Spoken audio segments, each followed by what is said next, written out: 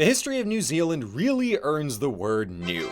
This island nation in the south of the Pacific Ocean has the distinct status of being the last large habitable land discovered by humans, as late as the 1200s AD. And having flown over some of the natural landscape for myself, yeah, I think humanity got the best one last. But as emphatically new as this Zealand may be, that is not the only name for the country or the many islands that comprise it. And for that, we turn to the Maori people, descendants of the original Polynesian settlers from way-ish back when. In their language, Te Reo Maori, the South Island is Te Waipounamu, or the Waters of Greenstone, the North Island is Te Ika-a-Maui, or the Fishhook of Maui, and the whole country, colloquially, is Aotearoa, the land of the long white cloud. But whether we're calling it New Zealand or Aotearoa, the human story begins with that same act of discovery. Polynesian sailors landing on an unknown world, then transforming it over 5 centuries to become the Maori who would meet European explorers in the late 1700s. That process of discovery and adaptation will serve as our origin story for the Maori, and thus for New Zealand as a whole. So, to see how the Maori took form and made these islands their own, let's do some history. Now, I've said it before and I'll say it again. To describe the Polynesian seafaring culture is to oblate yourself on the altar of the best sailors in human history. From millennia before the ancient Phoenicians to centuries after the Vikings, seafarers from the Western Pacific turned navigation from a practical skill into an art form, crossing vast distances well beyond sight of land and consistently hitting targets so narrow they are literally just dots on my map. Point of comparison, Brazil was discovered during the European Age of Sail when someone aimed for India and missed. Now listen, sailing is hard. It's a 3-way argument between you, the wind, and the water, and the other 2 guys could kill you in their sleep. The point is that given the complexity, it should be even more impressive that the Polynesians had such a comfortable mastery over all aspects of seafaring. Boat construction, navigation by stars and weather patterns, and the systematized process by which they charted out new islands. Striking out for open water is normally extremely dangerous, so their ocean-going strategy was to sail upwind. That way they could turn around and ride the wind safely back if they didn't find anything. That's also likely how they made it to Peru and back, forging upwind and riding the South Pacific Gyre back west, bringing home the Kumara sweet potato for their trouble. But wherever they were out and about, sailors could look for bird clusters, wind patterns, and clouds indicating land just out of sight. Now you may be asking yourself, why did they develop such an incredibly intricate system of nautical navigation when, historically, almost every society starts by planting themselves on solid ground and staying there? The Phoenicians were out for trade and settlements, the Vikings wanted everything in a monastery that wasn't nailed to the floors, and the European Age of Sail craved gold and souls. So here, why the highly refined but inherently dangerous island hopping lifestyle? And to that I answer you, man, I wish we had more sources.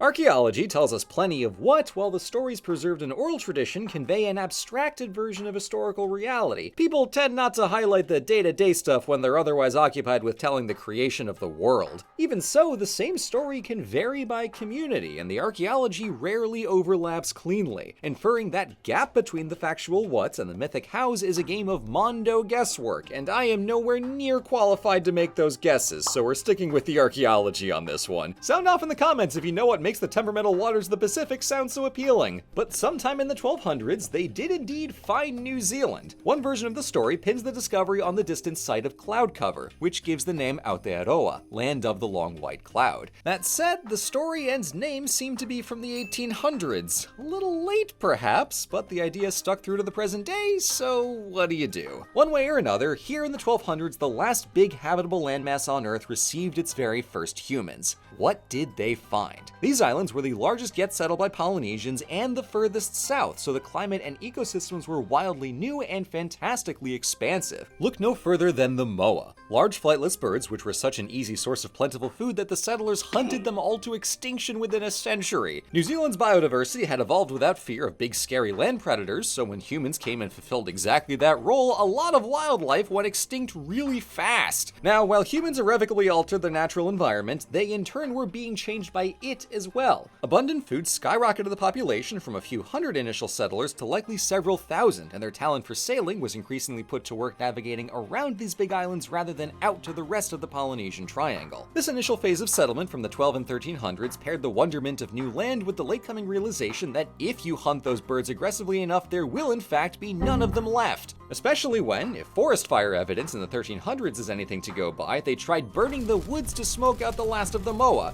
not a great long-term plan. So as food sources began shifting, so too did the overall structure of society. With the big birds gone and smaller birds like kiwi more finicky to hunt, focus shifted towards plantable food, both native plants and overseas imports like the South American kumara, plus seasonal storage to save all of it year-round. Of course, agriculture can't move very easily, so with growing populations reliant on stuff in the ground, the incentive was to stick near that ground, and eventually to fortify it so the neighbors didn't get grabby with the gardening. To that end, the Maori constructed terraced and palisaded hill forts called pa, which also became focal points of an increasingly hierarchical social structure, as well as the beginnings of the Maori tribal system. Agriculture, by nature, demands hefty cooperation, and they locked that in culturally, with hapu at the most local level up to iwi, and at the highest level, waka, which literally means canoe and refers to which of these several original ships their ancestors first arrived on. At the same time as these big social shifts, the material culture was also changing, with modified styles of Polynesian carving specific to the Maori, either in wood, bone, or in the South Island's own Paunamu greenstone. They also had their own approach to traditional tattoos, called moko, emphasizing the curling koru shape inspired by the country's iconic silver fern. Meanwhile, with no strong pull to leave their big comfy islands, trade and transit fizzled until they fell out of contact with the wider Polynesian world entirely. And as cultural consciousness became rooted much more deeply in these islands right here, memories of that prior ocean-going civilization grew temporally and geographically isolated, drifting out to the realm of prehistory and myth. Taken together, it's here around the 1500s, 3 centuries post-arrival, that the people of Aotearoa had transformed their culture from its Polynesian seafaring origins into something unique to and much more of their home islands.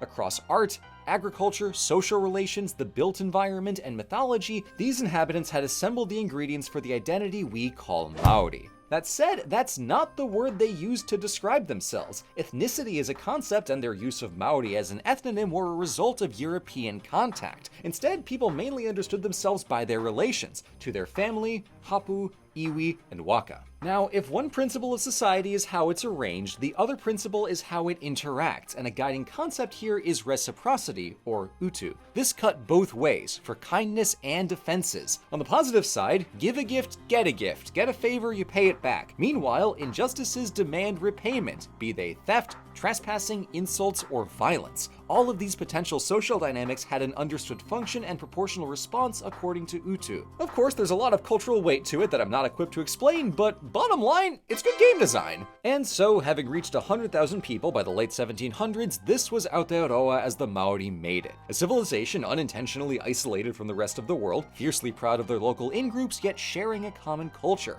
5 centuries since their discovery of the islands, they had made something distinctly their own. Yet, in the 16 and 1700s, there was another discovery of New Zealand. This one, like the first, was part of a multi-century process carried out by the absolute best sailors of the era. Exploring from their homeland, they engaged in an organized process of mapping and discovery, uncovering an area spanning most of the Pacific Ocean. Settlement on this pair of islands would be a gradual but permanent process, as the newcomers saw this lush and astoundingly biodiverse corner of the world as a vast fountain of resources. In the broadest possible strokes, that describes both the Polynesian and European settlement of New Zealand. But let's not go overgeneralizing. These processes unfolded substantially differently, both in context and in consequences. Yet, we can interpret European contact as the start of a new arc in the story, and thus a tidy spot to cap our origin of Aotearoa and the Maori. I hesitate to draw too strong of a conclusion at the end of this, as I've deliberately walled myself off in archaeology land rather than try my hand at casually synthesizing it with a multi-century oral tradition, but while I avoided straying into myth-telling or dense cultural concepts like mana, I hope I've conveyed the sense of a civilization in motion, both in the physical sense out on the waves as well as thematically, seeing the staggeringly fast evolution from first settlers into becoming the Maori. In conclusion, not my place to give a conclusion. I just think it's real neat. Thank you for watching. A couple years back, the OSP crew had the pleasure of visiting New Zealand for the wedding of our buddy Hello Future Me. And from the brief time we spent there, me, Red, and Cyan were awestruck by the beauty of the country and how lovely all of the people were. 10 out of 10, your ice cream rules.